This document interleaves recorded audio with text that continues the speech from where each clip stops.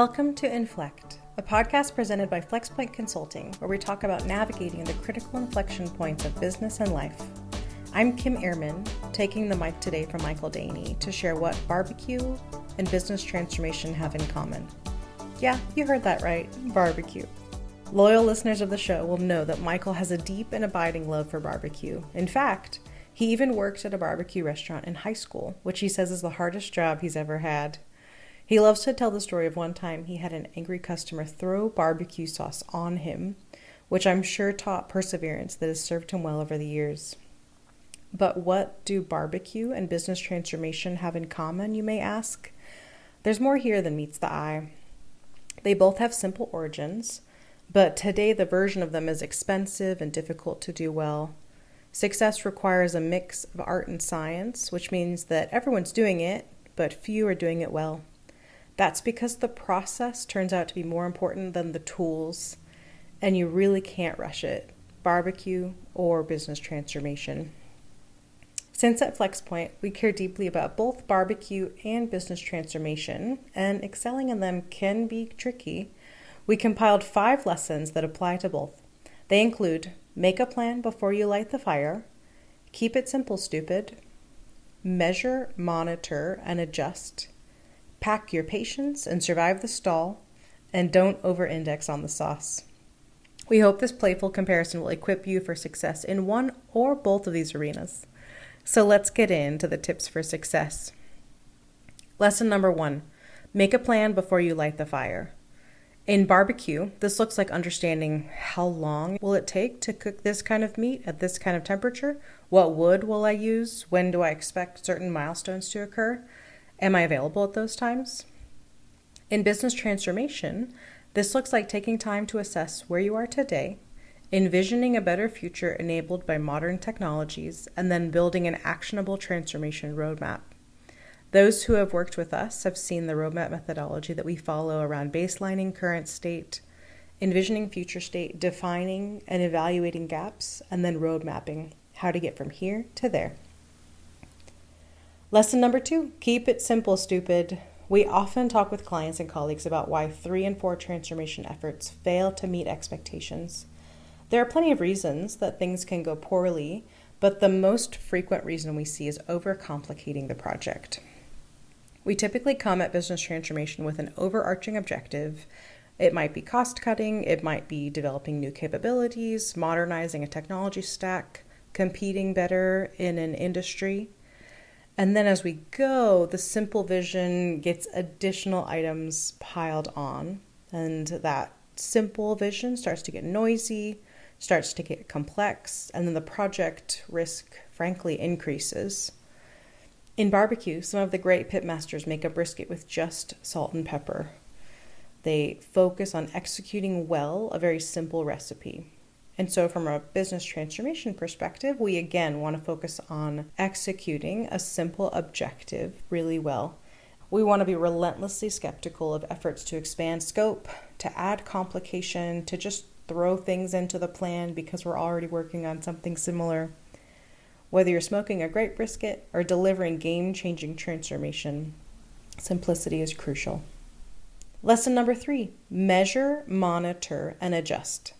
The best pitmasters use thermometers to gauge the progress of their smoked meats, but they also rely on experience and gut feel to make decisions along the way. The same is true in business transformation. No matter how well you plan your journey, there will be some surprises. There will be some external factors that will force you to improvise. Your team composition may change quickly. Your competitive landscape may change under your feet. We often don't know precisely what will interrupt our best laid plans, but you can bet there'll be something. And it's the job of a transformation leader to play the hand you've been dealt. Just like that pitmaster making dozens of small decisions to produce a great brisket, great transformation leaders have good instincts and know how to adapt with shifting organizational priorities and changing industry dynamics. In business transformation, we have several quantitative health measures that we like to look at and several qualitative as well. Quantitatively, we can look at budget, timeline, scope completion. quality of what's been delivered. We can look at resources, that is our team members, both employees and contractors. From a qualitative perspective, we can look at team dynamics and collaboration, how people are working together. We can look at user engagement and alignment. This may be internal users, it may be external, but getting a sense for how our customers feel about what we're delivering and whether we're on the same page with them can be really helpful. Another qualitative health measure we use is solution clarity. It can be really easy to sit in meetings and nod all of our heads that, yes, we understand where we're going, we're on it. But you owe it to yourself to make sure that everyone who's responsible for delivering the solution truly understands what is being delivered from a business, functional, and technical perspective. And then maybe Michael's favorite qualitative project health measure is what's keeping me awake at night, the very helpful WKMAAN acronym. It can be easy to get lost in details describing how the project or program is going. Asking what's keeping me awake at night of leaders, of people working on the team, of folks around the effort can be really illuminating. It might show us risks that some of us weren't tracking. It might show us ways that this effort is super impactful and we should include some of those items in our messaging. So what's keeping me awake at night is a great qualitative measure for us to monitor. Lesson number 4, pack your patience and survive the stall. For those who know about smoking a brisket, you're familiar with the stall, a phenomenon in which the internal temperature of the brisket suddenly stops rising during the cooking process. This can last more than 4 hours and usually occurs around 150 degrees Fahrenheit. And there's no shortcut, there's no trick to get around it. You just have to keep cooking. For the barbecue novice, this can be one of the most puzzling and frustrating parts of the process, but you just have to patiently wait for the temperature to continue rising. In transformation projects, we often see a similar phenomenon where team members, stakeholders, and end users experience transformation fatigue midway through multi-year transformation journeys. Early on in the project, everyone's excited about the promise of transformation, and late in the journey, people can see the light at the end of the tunnel, but it's that middle phase, the stall, that can be really frustrating and where organizations and individuals are most likely to give up. But in the same way that you have to stick with it to produce a great brisket, you really have to keep on keeping on to deliver your transformation vision. Perseverance and commitment to your original vision, particularly during this challenging part of the project, may make or break your transformation journey. But we don't have to dismay. We have several tactics for surviving the stall. First up, own it versus acting like it's not a problem. Simply acknowledging that the stall is happening, that, hey, we're all tired from working hard at this big, important goal can make a world of difference. So don't be afraid to own the stall. It can be a great time to realign, re-energize the team around the big goal that we're aiming for. It may also be a good time to infuse new or additional resources. Folks that aren't in the stall with us.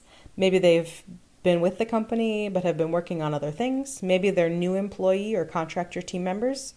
Either way, consider infusing additional or new resources into the project. It's also an opportunity to stage a halftime retro or retrospective. By this point in the project or the program, you probably have a good sense for what's going well and what isn't going well. And frankly, this can change over time too, so it's worth revisiting. So be willing to have a retrospective in this halftime or stall period and really dig in deep and learn well together. A final way to survive the stall is to visualize the finish line. Paint a vivid picture of what it will look like, what it will mean to succeed on the transformation journey together. How will this impact customers? How will this impact team members? What opportunities will completing this effort unlock for all of us? You really can survive the stall, both in barbecue and in business transformation. And finally, lesson number 5, don't over-index on the sauce. From Michael's copious barbecue experiences, he says if your plate of barbecue shows up covered in sauce, you better lower your expectations. Good barbecue pitmasters don't need a lot of sauce to make their work product sing. Oftentimes the sauce is making up for poor quality ingredients or for faster process time. The same is true in business transformation. You can't make up for poor inputs and rushed processes with a bunch of sauce or extras at the end. So we have 5 recommendations for preventing a sauce scramble at the end of a business transformation effort. First, put your best people on the project from day one. We know they have day jobs. People rely on them. But what is the cost of not putting your best people on this? A potential scramble later on. Second, spend a lot of time with your key users and seek to understand their processes and requirements. Involve your stakeholders, involve subject matter experts all the way through the transformation journey, not just at the beginning and at the end. Third, choose the right tools.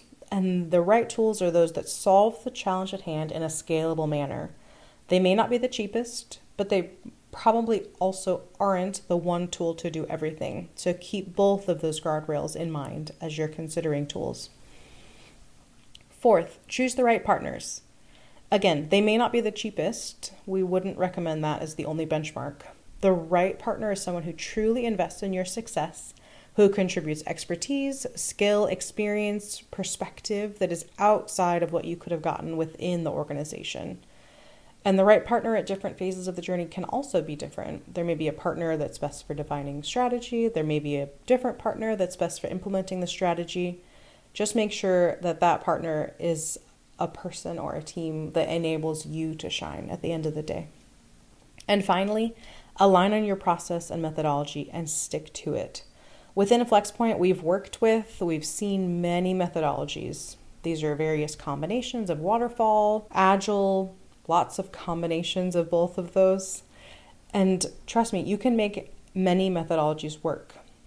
We're partial to agile mindsets and methods, but far from dogmatic in that belief. Align on a set of processes, align on methodologies that work well for your team, and stick with them. Don't worry too much about how other people are accomplishing their transformations. Determine what works well for your team and execute that expertly. So let's recap. First, make a plan before you light the fire. Second, keep it simple, stupid. Third, measure, monitor, and adjust. Fourth, pack your patience and survive the stall. And fifth, don't over-index on the sauce. We hope you've enjoyed this lighthearted playbook on how to excel in business transformation, inspired by one of our favorites, BBQ.